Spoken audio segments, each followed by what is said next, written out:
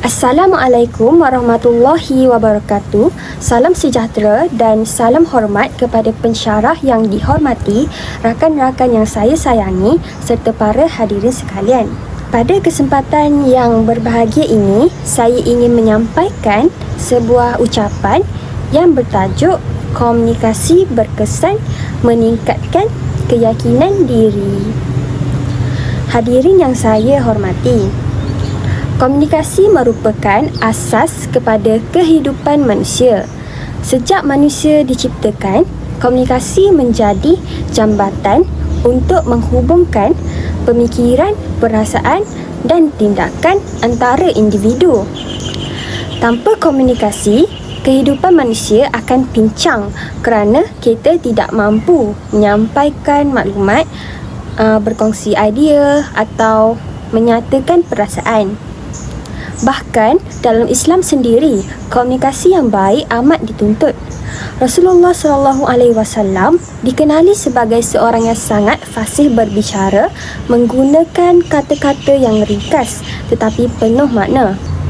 Hal ini membuktikan bahawa komunikasi bukan sekadar kemahiran duniawi tetapi juga sebahagian daripada akhlak mulia yang perlu dicontohi. Apabila kita berbicara tentang komunikasi, sering kali kita hanya memikirkan tentang bercakap.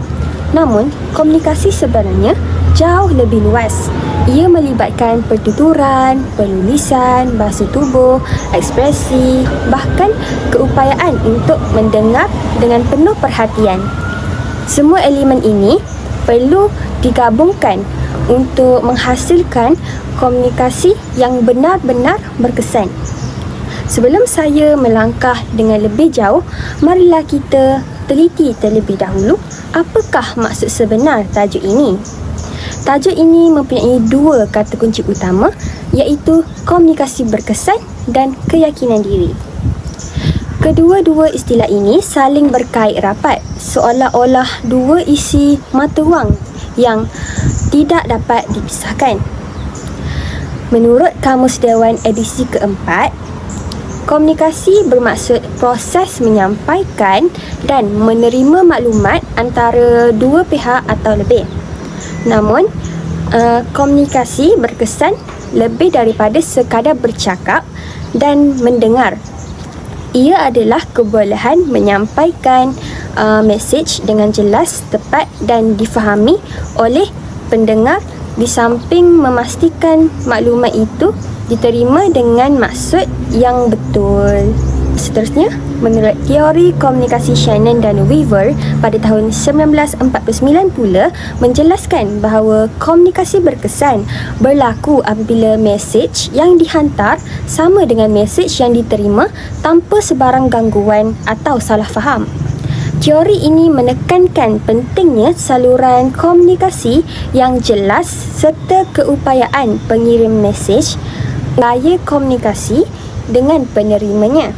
Secara mudahnya, komunikasi berkesan bermakna seseorang itu mampu menggunakan perkataan, intonasi suara, bahasa tubuh serta ekspresi wajah untuk memastikan mesej sampai kepada pendengar dengan jelas.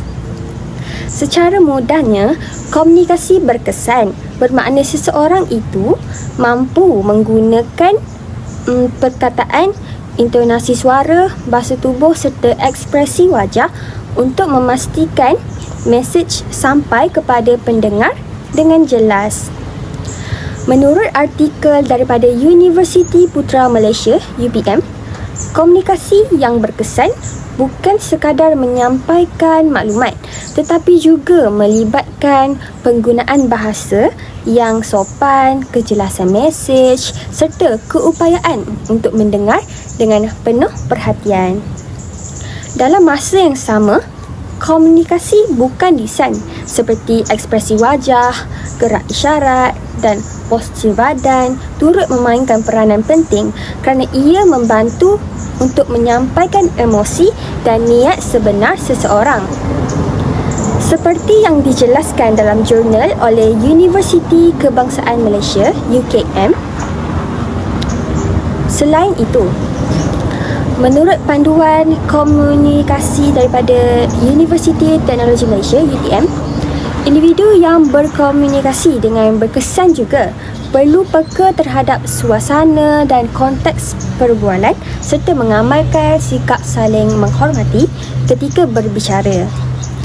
Oleh itu, komunikasi berkesan bukan sahaja bergantung kepada apa yang diucapkan, tetapi juga bagaimana ia disampaikan dan diterima oleh pendengar.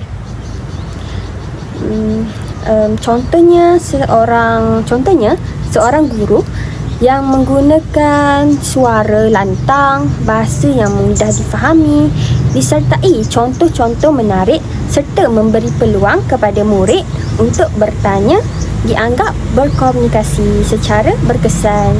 Begitu juga seorang rakan yang mendengar dengan penuh perhatian, mengangguk, tanda memahami dan memberi respons yang sesuai.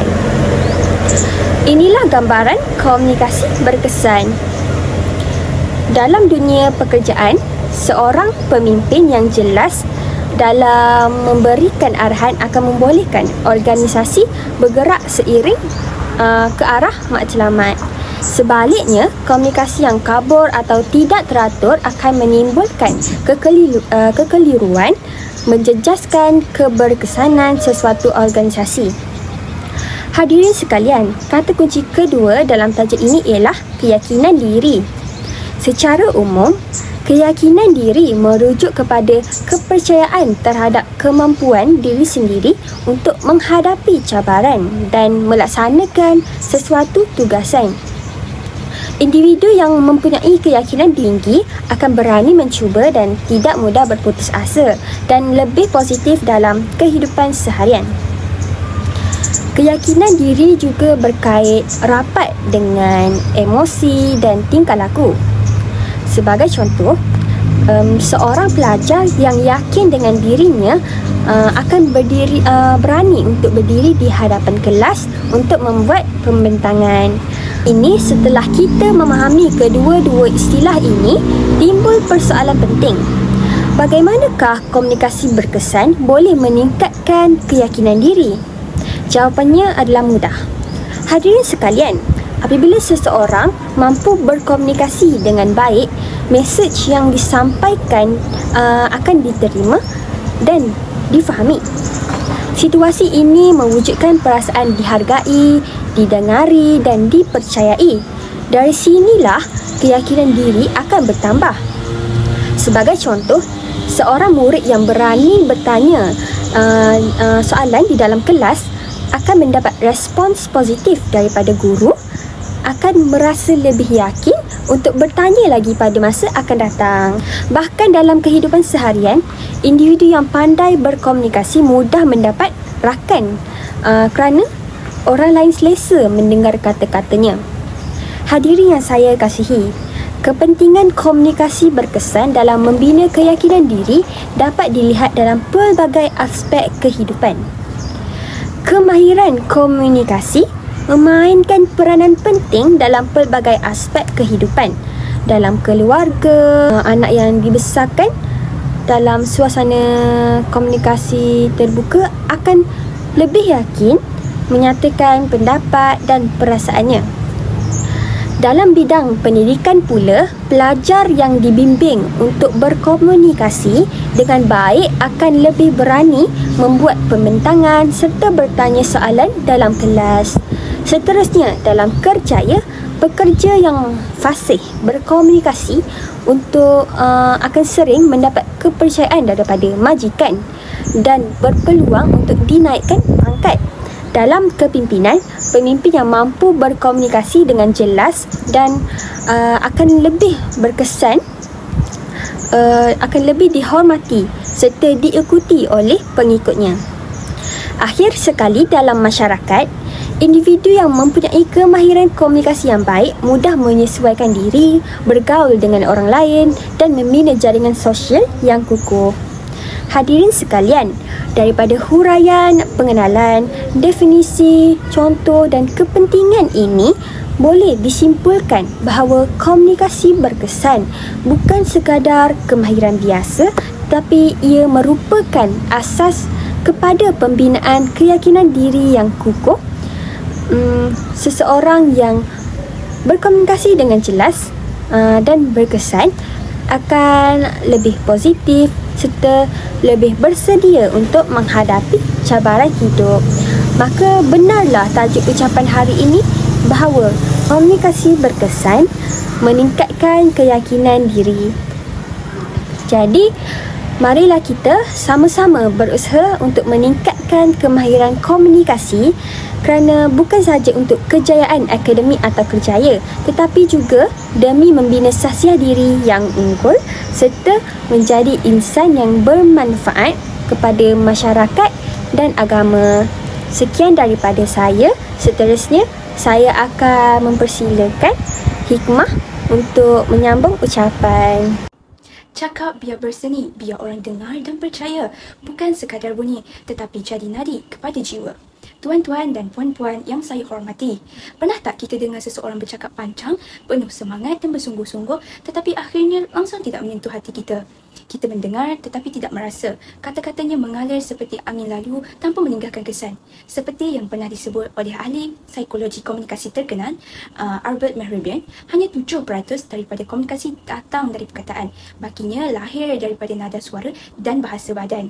Kata-kata ini memberi isyarat bahawa keberkesanan komunikasi bukan hanya bergantung pada apa yang kita ucapkan, tetapi bagaimana kita menyampaikannya. Oleh itu, untuk menjadi seseorang yang benar-benar berkesan dalam komunikasi lisan, kita perlu memahami seni bercakap. Bercakap bukan sekadar mengeluarkan bunyi, tetapi menyampaikan makna dengan jiwa. Dalam kehidupan seharian, sama ada sebagai pelajar, guru, pekerja maupun pemimpin, cara kita berbicara menentukan sama ada mesej kita diterima atau ditolak. Justru, saya ingin mengajak hadirin sekalian menyelami 4 aspek penting yang menjadi rahsia komunikasi lisan yang berkesan. Bahasa, tuan-tuan dan puan-puan, ibarat pakaian. Kita pilih mengikut masa, tempat dan suasana. Bahasa yang digunakan dengan betul boleh mencerminkan akal budi dan adab seseorang. Bayangkan kita berada di majlis rasmi tetapi menggunakan bahasa pasar. Tentu kedengaran janggal.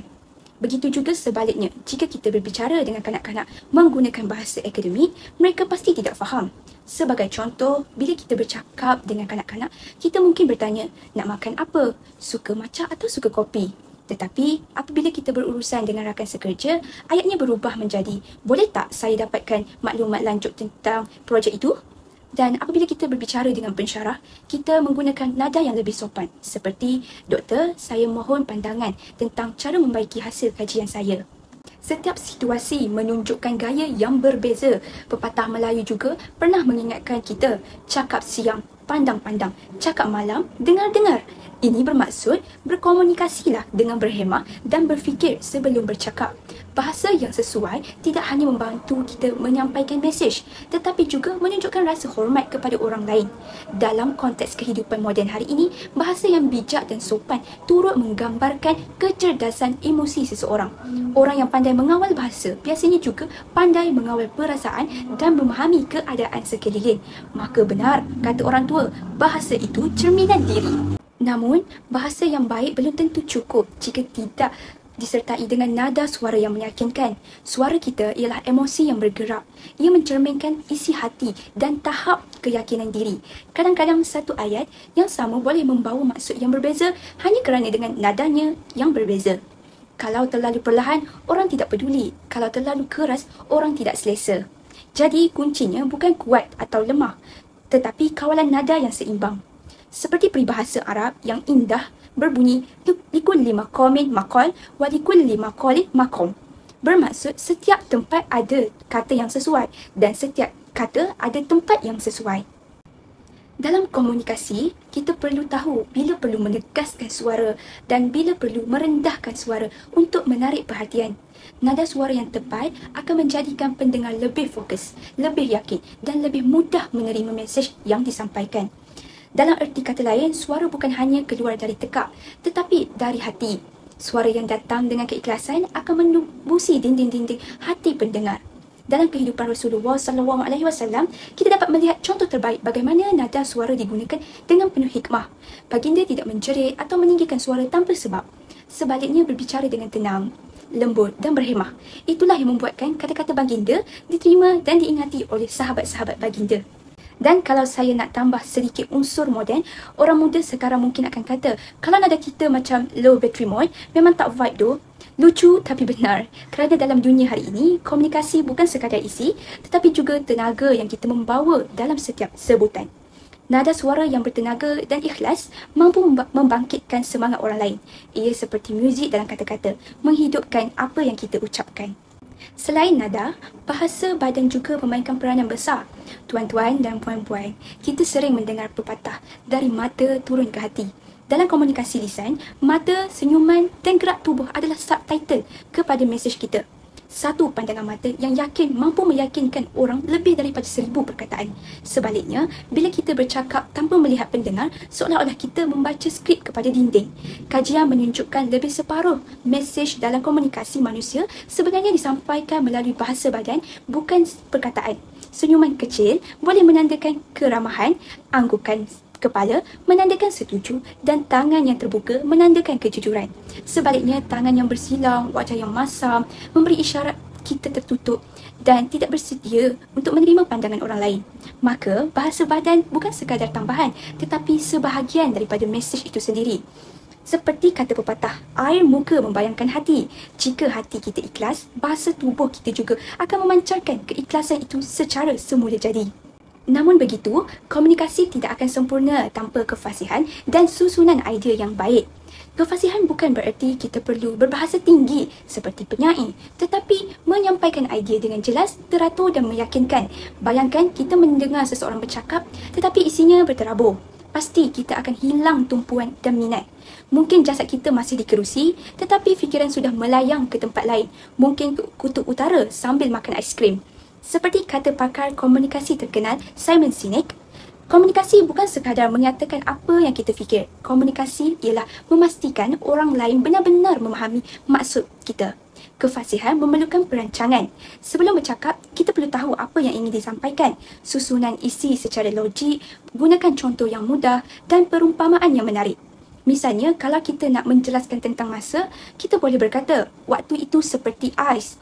Kalau kita pegang terlalu lama, ia akan cair tanpa kita sedar. Satu perumpamaan yang ringkas tetapi mudah difahami dan menyentuh hati. Selain itu, elakkan penggunaan perkataan pengisi seperti atau kerana ia boleh mengganggu kelancaran pertuturan. Bercakaplah dengan rentak yang tenang, tidak terlalu laju atau tidak terlalu perlahan. Orang yang fasih bukan yang bercakap tanpa henti, tetapi yang tahu bila untuk berhenti supaya pendengar boleh mencerna apa yang disampaikan. Kefasihan juga menuntut kesediaan mendengar. Komunikasi dua hala jauh lebih berkesan berbanding komunikasi satu arah. Kesimpulannya, seni berkomunikasi bukan hanya tentang bagaimana kita menyusun ayat, tetapi bagaimana kita menyentuh hati manusia melalui tutur kata. Setiap perkataan yang keluar dari mulut membawa nilai, mencerminkan niat dan meninggalkan kesan. Dalam dunia yang semakin sibuk dengan teknologi dan media sosial, kemampuan berkomunikasi secara lisan dengan penuh hikmah menjadi semakin penting. Ia bukan sekadar alat yang menyampaikan maklumat, tetapi jabatan yang menghubungkan hati dan pemikiran antara manusia. Apabila seseorang tahu mengawal bahasa, menyesuaikan nada, memancarkan keikhlasan melalui bahasa badan serta menuturkan idea dengan lancar, maka setiap kata akan menjadi doa, setiap bicara akan menjadi inspirasi. Justru bercakaplah bukan untuk menunjuk pandai, tetapi untuk menyebarkan kebaikan. Kerana seni berbicara yang sebenar bukan terletak pada keindahan suara, tetapi pada ketulusan hati yang menggerakkan setiap patah perkataan. Itu sahaja daripada saya. Seterusnya saya mempersilakan Maisarah untuk meneruskan ucapan ini. Terima kasih kepada saudari Hikmah. Seterusnya saya akan menyambung ucapan ini.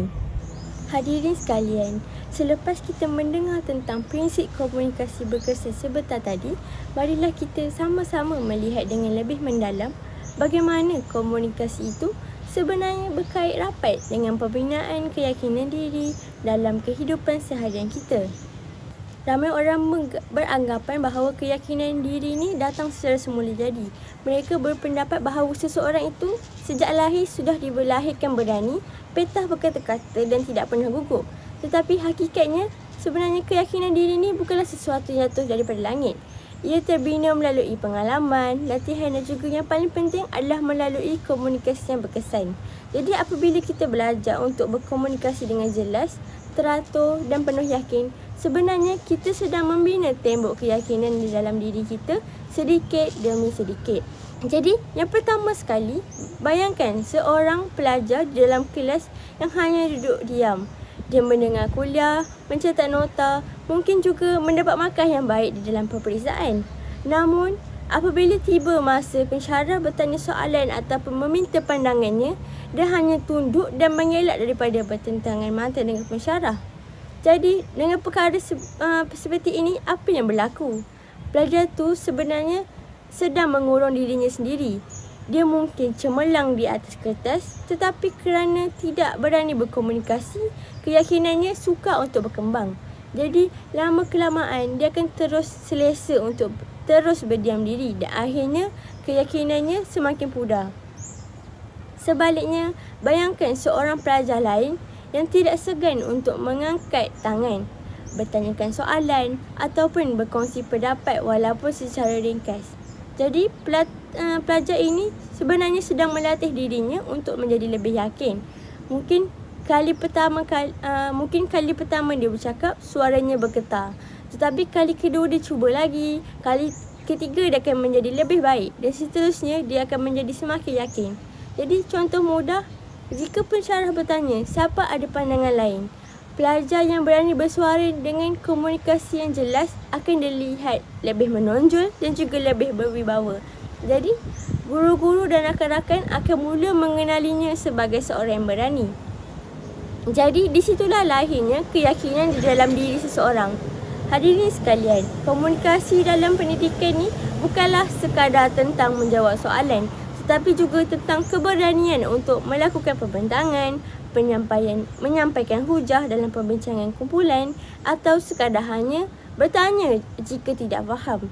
Jadi, semua ini adalah latihan yang membentuk keyakinan dirinya.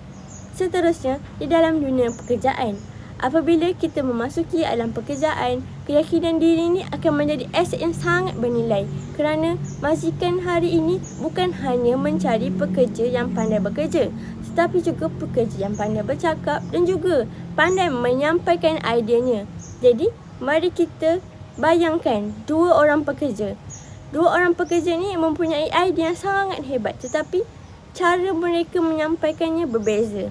Jadi, contohnya pekerja pertama, dia bercakap dengan suara yang perlahan, tidak tersusun dan jelas gugup. Pekerja kedua pula bercakap dengan yakin, jelas dan juga menggunakan contoh serta membuat kontak mata dengan semua orang. Jadi soalan saya kepada hadirin, siapa yang lebih mudah untuk dipilih majikannya untuk memimpin projek? Sudah tentulah ia adalah orang yang kedua. Walaupun idea mereka sama hebat, tetapi komunikasi yang berkesan juga menjadikan pekerja kedua tu lebih meyakinkan, lebih berkarisma dan juga lebih dipercayai. Jadi inilah bukti bahawa komunikasi adalah kunci kepada keyakinan diri dalam kerjaya. Seseorang yang mampu bercakap dengan yakin akan lebih mudah diberikan peluang, sama ada peluang untuk mengetuai projek, peluang kenaikan pangkat ataupun peluang untuk mewakili syarikat di hadapan orang ramai. Jadi, hadirin sekalian, komunikasi yang berkesan ni bukan sahaja penting dalam pendidikan dan juga pekerjaan, ia juga penting dalam keluarga dan masyarakat. Komunikasi yang baik boleh mengelakkan salah faham, melahirkan rasa hormat menghormati dan juga membina keyakinan diri kita. Contohnya, seorang anak yang dibiasakan berbincang dengan ibu bapanya akan lebih yakin untuk meluahkan perasaan apabila dewasa kelak. Dia tidak takut untuk menyuarakan perasaan kerana dia sudah biasa berkomunikasi dengan orang yang rapat dengannya. Begitu juga dalam masyarakat. Seorang ahli masyarakat ni yang mampu menyampaikan pendapat dengan jelas akan dihormati dan juga diberi perhatian. Bayangkan ada sebuah mesyuarat di kampung. Jadi, jika seseorang tu hanya duduk diam, pandangannya mungkin tidak dengari. Tetapi jika dia berani untuk menyuarakan idea dia dengan tertib dan juga meyakinkan, orang lain akan mula menghormatinya. Jadi inilah kuasa komunikasi berkesan. Ia bukan sahaja membina keyakinan diri, tetapi ia juga mengangkat kedudukan kita di mata orang lain. Jadi hadirin sekalian, ada satu lagi dimensi yang kadang-kadang kita terlepas pandang. Jadi komunikasi berkesan ni sebenarnya melatih kita untuk berfikir secara kritis. Mengapa saya mengatakan demikian? Kerana setiap kali kita ingin bercakap, kita perlu menyusun ayat dengan baik, memilih perkataan yang tepat dan juga menyusun hujah kita secara logik. Proses ni dia menjadikan kita lebih yakin dan juga kerana kita tahu apa yang kita sampaikan itu kukuh dan juga mampu meyakinkan orang lain. Dengan kata lain, sebenarnya komunikasi ni melatih otak kita untuk berfikir dengan lebih teratur. Jadi, untuk membina komunikasi yang berkesan, yang mampu meningkatkan keyakinan diri, kita ni perlulah melatih diri kita secara konsisten dengan beberapa langkah yang mudah. Pertama, melatih suara kita agar jelas apabila kita bercakap. Jadi, tidak terlalu perlahan dan tidak terlalu cepat supaya mesej yang kita nak sampaikan tu mudah difahami.